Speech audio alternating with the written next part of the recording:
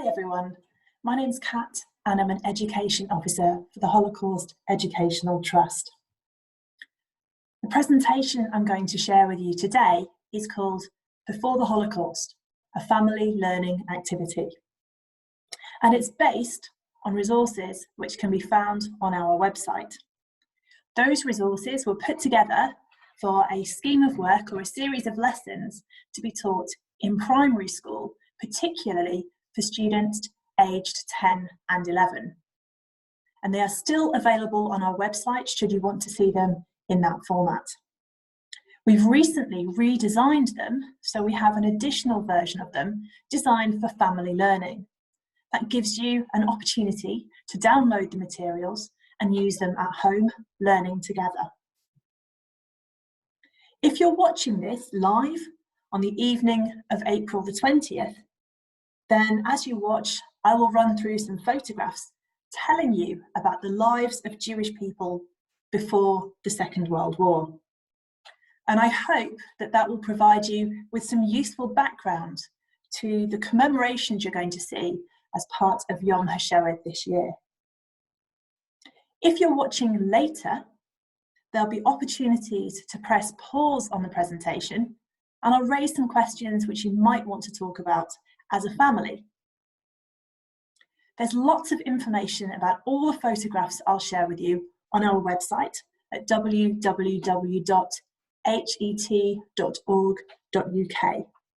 And of course, you can feel free to get in touch if you'd like to know any more about the stories that we'll be sharing today. So I'm going to start by sharing some photographs of Jewish people who were living across Europe before the Second World War. And as I show you the photographs, I'll raise some questions about what's happening in each of them. Some of them will perhaps show very familiar scenes, and others perhaps a little bit more unusual or complex. But if we're going to understand what it meant to be Jewish before the Second World War, we need to look at not just the everyday, but also what it meant to be a religious, practicing Jewish person in the run-up to the Second World War in the 1920s and 30s. So the first photograph I'm going to share with you is this one. If you're watching later, now might be a good time to pause and talk as a family about what you think is happening. So this is a photograph which was taken in Belgium. We sadly don't know the name of the young man pictured, but we do know that he's likely to have been preparing for his bar mitzvah. He's of course wearing his talit or his prayer shawl. And he's likely to have posed for this particular photograph because the bar mitzvah for boys or the bat mitzvah held sometime for girls is a very important part of their becoming an adult. So this particular photograph would be found in family homes across Europe as different generations commemorated and celebrated their own bar mitzvahs. This photograph too was taken in Europe before the Second World War. So again, if you'd like to, you can pause and talk as a family about what you might think is happening. You've probably spotted that the children in this photograph are in fancy dress. These are the Feist siblings who have had their photograph taken in a suburb of Paris. They're in fancy dress because they are celebrating the festival of Purim, commemorating the salvation from the plot to kill Jewish people in the ancient Persian Empire. It's important for us to remember that at times, being Jewish and religious was something which would be taken very seriously and would involve study and gathering together as a family. But of course, other aspects of Jewish culture and tradition were about celebrations and sometimes dressing up. Of course, we can't understand all that it meant to be Jewish or everything about Jewish people's lives before the Second World War if we just focus on their religious life. Of course, some Jewish people were not religious at all. And as well as being Jewish, all Jewish people were many other things. Jewish people would be school children, as demonstrated by this photograph of girls in school in Warsaw in Poland. Similarly, schools were set up for boys, and this particular photograph shows an Orthodox Jewish boys group at a Talmud Torah school, also in Poland. So in addition to being Jewish, of course, Jewish children would be school children. They would celebrate birthdays as people would around the world. This particular birthday party is celebrated in Kaunas in Lithuania. As well as being Jewish, of course, the Jewish children were in families, and this particular family is having a day at the beach in Copenhagen in Denmark. There were Jewish football teams, so of course, for some Jewish boys, playing football was an important part of who they were too. And for other children, dance lessons were equally important and gave them a hobby to enjoy as well. Like everyone else in the world, some Jewish people had pets. This is a picture of Margaret walking her dog, and Margaret was living in Prague in what was Czechoslovakia. This group of boys were part of a scout troop who lived in Thessaloniki in Greece. Of course, in addition to being Jewish, the Jewish children were friends, and many of those friendship groups were based on shared hobbies. So this is a group of girls in Poland who are enjoying a little bit of time ice skating.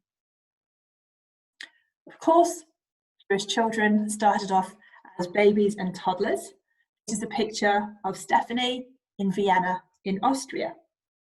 And it's important for us to recognise that Jewish people, as well as being lots of different things, can also look lots of different ways.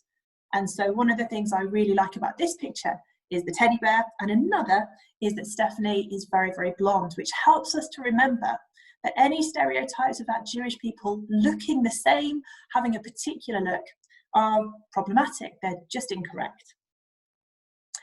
And of course, Jewish people, like everybody else, could be siblings.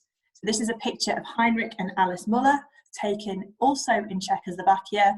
And I'm certain those of us who have younger brothers and sisters will be able to recognise that Henry has probably been told to take Alice's hand and look after her while she's in the water. This final photograph, I think, is perhaps the most useful of all of the ones that I'm going to share with you. Again, if you're not watching this live, now is a good opportunity to pause and talk as a family about what you might think is happening in this photograph. So this photograph is a photograph of Ursula Klipstein. I'm certain that the thing that we'd all want to ask of this photograph is what's in the cone. And Ursula is holding what's called a school cone, or a Schultüte. And a German tradition, apparently continuing today, is that on the very first day of school, German children are given a cone, and in the 1930s it was traditionally filled with sweets. I've been told by survivors who remember receiving their cones that this tradition was about allowing on what could be a very sad and traumatic day, a very happy and sweet memory. So on Ursula's first day of school, like many German children, she was given a cone of sweets, and that would be something that her parents and family would hope that she would remember on what otherwise might be a difficult day. The reason I said I thought this was one of the most important photographs is that it reminds us that as well as being Jewish, Ursula was German. And of course, all the people whose photographs we've looked at had a Jewish identity, but also a national one. They were all living within a community in a country somewhere in Europe. And so in this moment, Ursula has her cone of sweets, not because she's a Jewish girl going to school, but because she's going to school in Germany. So as we start to think about the events of the Holocaust and what happened to Jewish communities all across Europe, it's important we remember that those things happened to people, in some cases, whose families had been living in those countries for hundreds of years. It's also important for us to remember that the events of the Holocaust, which, if you're not familiar with them, you might start to understand more of in the commemorations to come, affected Jewish people in all the countries that we've just mentioned, which include Germany, of course, where Ursula went to school, but also Lithuania, Austria, what was then Czechoslovakia, Poland, Romania, Belgium, France, and Denmark, and many other countries too. And so when we talk about the Holocaust, we're talking about events which took place all across Europe and affected Jewish people living in all of the countries that we've talked about so far. But because the government who first started to enact policies against Jewish people were first established in Germany, we're going to turn our thoughts to Germany first, which of course is where Ursula was living. So again, if you're not watching this live, you might want to take a moment to pause this and to talk as a family about what you think is happening in this photograph. So this photograph was taken on the 1st of April 1933. That's just a few weeks after Adolf Hitler, the leader of the Nazi Party, has become Chancellor of Germany. If we look at the photo carefully, we'll start to understand a little bit more about what life was like for Jewish people living in Germany after the Nazi government took power in 1933. We might recognise a few things straight away. For example, there are two men very prominent in the photograph, and one of them is wearing the swastika armband. That shows that he is a member of the Nazi Party. We might assume from his uniform that he's in the military, that he's a soldier, but we can see that he's not actually holding a weapon. The very fact that he's standing in uniform, taller than most of the other people and looking very powerful, however, is really important for us to recognise. So we'd recognise perhaps the swastika and the uniforms being worn by some of the men at the very front of the photograph. We might also recognise that they are standing in front of what appears to be the window to a shop. The shop itself sells clothing. There's nothing particularly Jewish about the shop. There were many German shops that sold clothing. And of course, there were Jewish shops elsewhere in Germany, which would have been selling Jewish baked goods or were kosher butchers and so on. But this particular shop is a clothing shop. It sells clothes and it happens to be owned by a Jewish family. If you're unable to speak German, you might not be able to read at first glance the big sign which it appears that the two men in uniform have placed on the window of the shop. But we might be able to work out a little bit about what it means just from the first and last words. So the first word, Deutsche, written at the very top with the exclamation mark, is the word that means Germans, which tells us who this sign is painted for. It's a message for people that the Nazis are calling German. It's important too to look at the last word, the word Juden. The word Juden means Jews. So just looking at the sign in that way tells us that the Nazis are suggesting that Germans and Jews were two different people. Of course, we know from the story of Ursula and her school cone that people could be both. But the Nazis have written a sign directed to German people about Jewish people. And the way that they've written the sign suggests that they think that those are two separate groups of individuals. The text in the centre of the poster tells us a little bit more. So, where it says Germans, immediately underneath it says protect yourselves.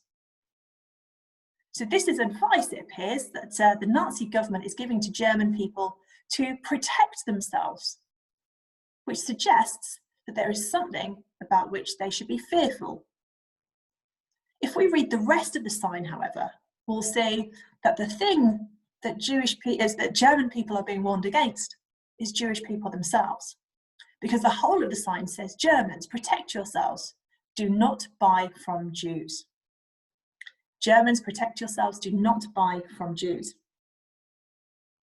The suggestion then is that in some way it is Jewish people that the German people should be afraid of. But again, our picture of Ursula reminds us that Jewish people could be German too. If we think about what the Nazis, their men in uniform, might have been trying to achieve, on that first day, April the 1st, 1933, they probably wanted as few people as possible to go into that shop.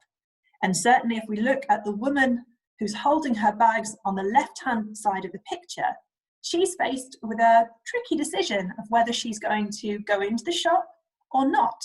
She might be a regular customer faced with the challenge of deciding whether she's going to go against what the Nazis are saying. In those first few hours then, the Nazis are hoping that there'll be very few customers in the shop.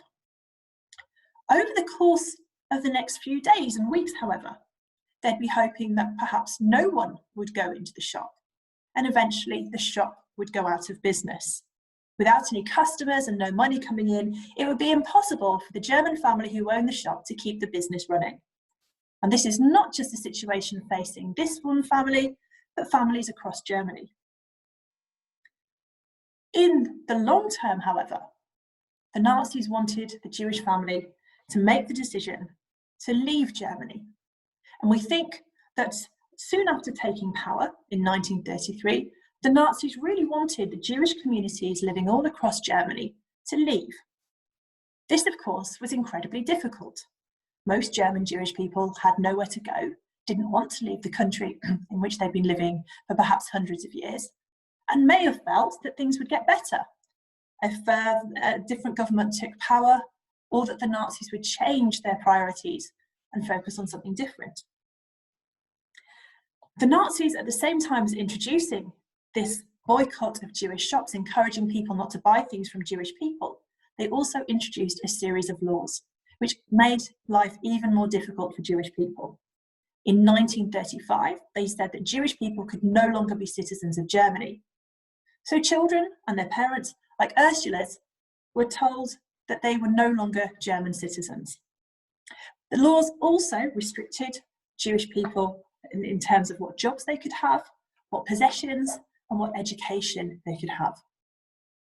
And with each law, life became increasingly difficult for Jewish people as their government was telling them that they could do less and less. And so the final picture that I'm going to share with you asks us to think about what choices faced the Jewish people living all across Germany as the laws increased and as signs like this continued to be placed on Jewish shops. So one final time, if you aren't watching this live, now's a good opportunity to pause this film and discuss as a family what you think this cartoonist is trying to say. As a context, this cartoon was published in 1938 in newspapers in Britain and in America. There's a few pieces of vocabulary it might be useful to talk about now. The first is the words non-Aryan. And the Nazis believed that there was a superior race who they described as Aryan, and they described Jewish people as non-Aryan. And so the man sitting in the centre of the cartoon is non-Aryan, which means that he's Jewish. The other word, which might need a bit more explaining, is the word whither. And the word whither is generally used to mean where or where to. So as we look at this cartoon, we'll see that the Jewish man is sitting in the centre of the picture, right in the middle of a swastika, the same symbol we saw on the arms of the members of the Nazi party outside that shop in the previous picture. He's sitting on the swastika, and in each direction as he walks, he is seeing a sign that says stop, but the sign above him is telling him to go. Essentially, he's being told to go and stop, which means that he is trapped. And he is trapped on the swastika. Really, he's trapped in Nazi Germany. He has very few possessions. He doesn't appear to have very much money, and his body language suggests that he's really struggling to remain positive. He's lost everything. The go signs, which are set up in the centre of the cartoon, really reflect the policies of the Nazi Party telling Jewish people to leave Germany. The stop signs, however, seem confusing, because if the Nazis are saying to go, why would they also put barriers up to stop German Jewish people leaving Germany? The stop signs, however, weren't put up by the Nazis. They were put up by the governments of other countries, which restricted the number of German Jewish refugees from coming in to countries across Europe. And so the German Jewish people really were trapped in Nazi Germany, being told to leave, but without having another country that would accept them. There's something on the horizon, however, which should offer a little bit of hope: the Evian Conference. And the Evian Conference took place in July 1938. 32 countries sent representatives to talk about what more they could do to help German Jewish refugees. Unfortunately, the representatives didn't really come up with any suggestions of how they could open their borders. And only one country, the Dominican Republic, agreed to offer more visas and allow more refugees to come into their country. And so when we look at the Evian Conference in the cartoon, it looks as if it's something on the horizon which is hopeful. But actually, as historians, when we look back on those events, we can see that the Evian Conference really didn't allow any positive thoughts for Jewish people at all. And so the word whither, or where, is being asked by the Jewish man. He's being told to go, to leave Germany, but he's also being told to stop, because countries around the world are refusing to allow German Jewish refugees to come into their own countries and to find a safe place to be. As you find out more about the events of the Holocaust through the Yom HaShoah commemorations, you might start to find out more about what happened to the Jewish people who had to stay in Nazi Germany because they couldn't find a safe place to go to. But you'll also find out about what happened to the Jewish people who were living elsewhere in Europe. Some had come from Germany and escaped to neighbouring countries, some of which we've mentioned already. But others had always been living in those neighbouring countries, and during the Second World War, when the Nazis took over their countries too, the ideas that they'd introduced in Germany were introduced across much of Europe. And as you'll see, when the Second World War broke out, not only did the Nazis have more control over Europe, but the ideas and the policies that they introduced became even more devastating. And so the photographs that you've seen of Jewish people from all across Europe show you just some of the people who were affected by the events of the Holocaust. I hope that having the opportunity to learn a little bit more about the lives of Jewish people across Europe before the Second World War and in Germany after the Nazis took power will make it easier for you to understand a little bit more about why we commemorate the Holocaust. And I hope that you find the commemorations of Yom HaShoah interesting and useful, and I hope that they help you to understand a little bit more about what took place. If you would like to find out more about any of the stories that you've heard about today or any of the photographs that you've looked at, please do have a look on our website, which is www.het.org.uk. And we look forward to hearing from you. Thank you.